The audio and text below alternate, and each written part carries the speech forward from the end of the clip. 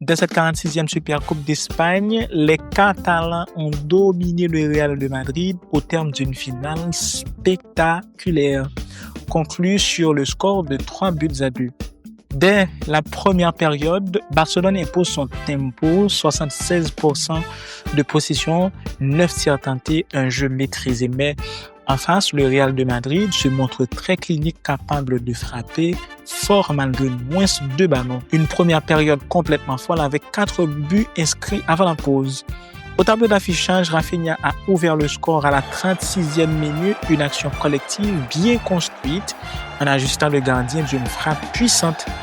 Vinicius, de son côté, trouve le chemin du filet après une série de 17 matchs sans marquer à la 47e minute, profitant d'un espace sur le côté gauche et déclenche une frappe croisée imparable pour le portier adverse.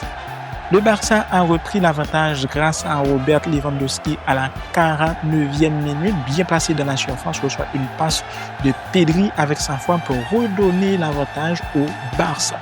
Dans la 6e minute de temps additionnel, Gonzalo Garcia a remis les deux équipes à égalité en surgissant de la surface pour conclure une phase de jeu un peu confuse. En seconde mi-temps, Rafinha a définitivement scellé le score de la rencontre en s'offrant un doublé à la 73e minute. Grâce à ce succès, le FC Barcelone décroche sa 16e Supercoupe d'Espagne. Voici quelques faits manquants de cette finale.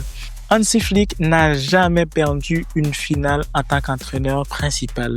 De son côté, Marcus remporte son premier trophée avec le Barça. En 5 classicos disputés, Rafinha affiche un bilan de 5 buts et 2 passes décisives.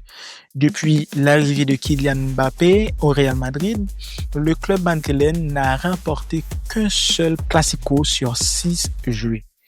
Le FC Barcelone a remporté les dernières finales disputées face au Real Madrid.